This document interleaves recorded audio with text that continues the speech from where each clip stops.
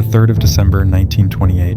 The Mother Superior locked the convent doors before sunset and ordered every crucifix in the building turned toward Anna Ecklund's bed. I remember the smell first. Rotting meat mixed with burning tobacco. Then came the scratching beneath the floorboards, even though her room sat above the chapel. By midnight, Anna was speaking Latin in a voice that sounded older than the church itself. When I placed the Bible against her chest, she smiled at me with my dead brother's face. That was the moment I realized we were not trying to save a woman. We faced evil. December 4th, 1928. I arrived in Earling shortly before dusk. Snow covered the fields around the convent, and the wind carried the smell of chimney smoke through the empty roads. Father Theophilus Riesinger met me outside the chapel without shaking my hand. His eyes were bloodshot, his cassock stained with candle wax and something darker near the sleeve. Before he spoke, I heard screaming from the second floor. Not human screaming. It sounded like several voices crying out together beneath water. The priest led me upstairs in silence. 4 nuns stood outside a locked bedroom clutching rosaries so tightly their knuckles had turned pale. One of them refused to look at me. Another kept whispering the same sentence under her breath. She said Anna had started predicting deaths inside the convent 2 hours earlier. She claimed one of the sisters would lose her mother before sunrise. Nobody believed her. Then the convent received a telephone call from Omaha. The woman's mother had died in her sleep, exactly 30 minutes after Anna spoke. Father Riesinger unlocked the door and warned me not to react to anything I saw. I believed he meant violence. I was wrong. The room smelled unbearable, like rotting tobacco mixed with sewage. Anna Ecklund lay strapped to the bed, her wrists bleeding against the restraints. Her body looked frail, almost skeletal, yet the iron frame beneath her shook violently every few seconds. The moment I stepped inside, her eyes opened. They were not the eyes of a sick woman. They looked alert, hateful, intelligent. She smiled at me slowly. Then she spoke my full name. I had never met her before that night. My stomach tightened as she began listing details from my childhood in Wisconsin. She described the creek behind my parents' farmhouse. She repeated a prayer my mother whispered beside my bed when I was 6 years old, with scarlet fever. Then her voice changed completely. It deepened into something rough and masculine. The thing inside her asked whether I still blamed myself for my brother drowning beneath the frozen lake. I could not breathe for several seconds. Father Riesinger began the rite immediately. His Latin prayers echoed against the walls, while the temperature inside the room dropped sharply. Frost gathered on the windows despite the furnace burning downstairs. Anna's body arched upward against the restraints, until only the back of her head and heels touched the mattress. One of the nuns began crying. Another rushed toward the door after Anna started laughing in a voice that sounded exactly like a child. Then came the first impossible thing. Anna vomited a pile of rusted nails onto the blanket. I heard them strike the iron bed frame one by one. The sound still follows me in dreams. Father Riesinger never stopped praying. He ordered me to collect the nails, using a cloth without touching them directly. There were more than 20, each blackened with corrosion. Some were bent almost completely in half. I remember wondering how they could have entered her stomach without killing her. As I wrapped them carefully, Anna whispered something too low for the others to hear. She said the nails had belonged to coffins. December 6th, 1928. The convent had stopped allowing visitors after sunset. Rumors were spreading through Earling. Farmers claimed they heard screaming across the fields at night. Livestock had begun dying without explanation. One family reported finding strange scratches burned into their barn doors after midnight. Father Riesinger insisted the infestation surrounding Anna was spreading outward like disease. That evening, I witnessed her levitate for the first time. The exorcism had continued for nearly 3 hours when Anna suddenly became silent. Completely silent. The room felt wrong afterward, unnaturally still, as if every sound inside the convent had been smothered beneath heavy cloth. Then the bed began rattling against the floorboards. Before anyone could react, Anna's body rose several feet into the air.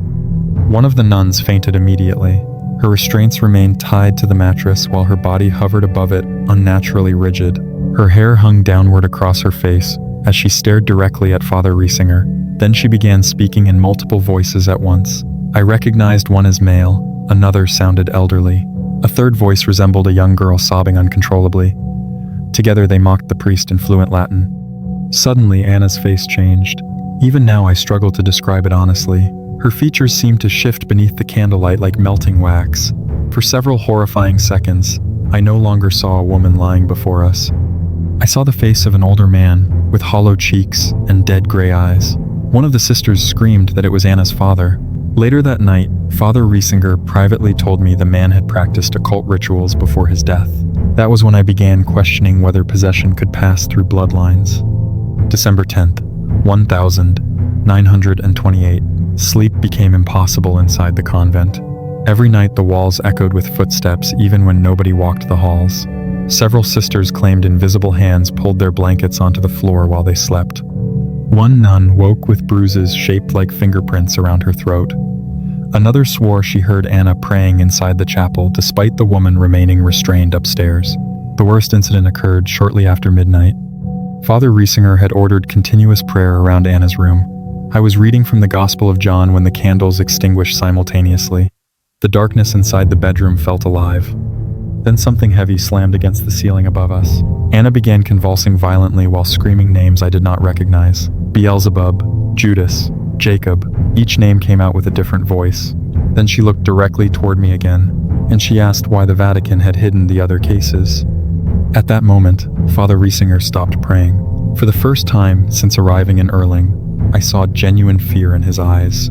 December 12th, 1928. I confronted Father Riesinger before dawn and demanded to know what Anna meant about other cases. The old priest refused at first.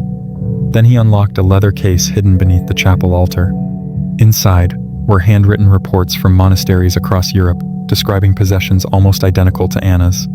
Women speaking unknown languages, children vomiting grave dirt, priests disappearing after failed rites. Every document ended the same way: records sealed, witnesses transferred, graves left unmarked. As I turned the final page, I noticed something that chilled me more than Anna herself. The handwriting on several reports matched the writing in my own childhood prayer book. December 15th, 1928. The storm arrived after midnight. Snow battered the convent windows so violently it sounded like handfuls of gravel thrown against the glass. Father Riesinger ordered every nun to remain inside the chapel while he continued the rite upstairs alone with me. He believed isolation weakened the thing inside Anna. I no longer believed anything about the case made sense. When we entered her room, the smell struck first again. Rotting flesh, mixed with damp soil. The odor had grown worse, every day, until it seemed embedded into the walls themselves. Anna sat upright on the bed despite her restraints, staring directly toward the door before we opened it. Her lips curled into a smile the instant she saw us. "You brought the diary," she whispered. Neither of us had spoken about the diary aloud. Earlier that evening, Father Riesinger showed me a locked journal recovered from a monastery in Germany years before. According to the records, another priest had documented a possession almost identical to Anna's in 1883. The final pages had been burned intentionally, only fragments remained. One sentence repeated several times across the damaged paper: "It does not leave willingly." I watched Father Riesinger's face pale as Anna repeated the exact words from inside the room. Then she laughed. The sound no longer resembled a human voice. It echoed too deeply, vibrating inside my chest like distant thunder. The candles around the bed flickered violently while the crucifix hanging above her head turned black as if coated in ash. Father Riesinger began reciting the Roman ritual louder than before. Anna's body immediately started convulsing. Suddenly, the bed lifted from the floor, not inches. Nearly 3 feet, the iron frame hovered in the air while the wooden legs scraped against nothing. I stumbled backward into the wall, unable to understand what I was seeing. Anna remained strapped down, but her spine bent unnaturally upward, as though invisible hands were pulling her toward the ceiling. Then every candle inside the room extinguished simultaneously. The darkness lasted only seconds. But during those seconds, someone whispered directly beside my ear, "Your brother never drowned alone." I spun around immediately. Nobody stood there. December 17th, 1928. I stopped sleeping entirely. Every moment inside the convent felt poisoned. Even daylight no longer brought comfort. The sisters avoided speaking above whispers. Several claimed they heard scratching beneath the chapel floor during morning prayer. One nun swore she saw a figure standing outside the convent windows during the storm, watching silently from the snow-covered fields. When she described the figure, Father Riesinger became visibly shaken. She said it wore Anna's face. That afternoon, we attempted another exorcism session. Anna appeared weaker physically, yet somehow more dangerous. Her skin had become pale gray beneath the candlelight. Dark veins spread visibly across her neck and arms, but her eyes remained alert, watching, calculating. The moment Father Riesinger placed holy water against her forehead, she began screaming names again. This time, one of them was mine, not my priestly name, my baptismal name, a name almost nobody alive still knew. Then she described something impossible. She spoke about the confession I heard 3 years earlier from a dying man in Chicago, a confession I never wrote down, never repeated, never spoke aloud. The dying man claimed he witnessed an exorcism inside a church basement during childhood. He said the possessed woman predicted wars, fires, and deaths before clawing her own eyes out while laughing. I dismissed the story as fever delirium, until Anna repeated the woman's final sentence, word for word. They opened the door from inside us. The room fell completely silent afterward. Even Father Riesinger stopped praying. That silence terrified me more than the screaming ever had. December 18th, 1928. I finally asked Father Riesinger whether he believed Anna was truly possessed or mentally ill. The old priest stared at the chapel candles for nearly a minute before answering. Then he told me something I wish he had taken to his grave. He said this was not the first time he had performed an exorcism on Anna Ecklund. Years earlier, another rite had been attempted in secret after priests discovered she reacted violently to blessed objects. During that earlier exorcism, Anna allegedly revealed details about clergy members she had never met. She predicted a monastery fire in Minnesota weeks before it happened. Most disturbing of all, she spoke in perfect Latin despite never studying the language. The priests believed the possession had ended until the deaths began. One priest hanged himself inside a church tower 6 months later. Another disappeared entirely while traveling through Nebraska. The third was found frozen beside a roadside crucifix, his fingernails torn completely off. Father Riesinger believed whatever lived inside Anna followed anyone who confronted it. That was why the church buried the records. Not to protect faith, to protect people. December 20th, 1928. The convent bells rang by themselves at exactly 3:11 inches the morning. Every nun woke screaming. When we rushed downstairs, we discovered the chapel doors hanging open despite being locked earlier that night. Snow blew through the sanctuary while the bells continued ringing overhead violently. Father Riesinger ordered everyone back immediately. Then we heard Anna singing upstairs. Softly, calmly, the sound drifted through the convent halls like a funeral hymn.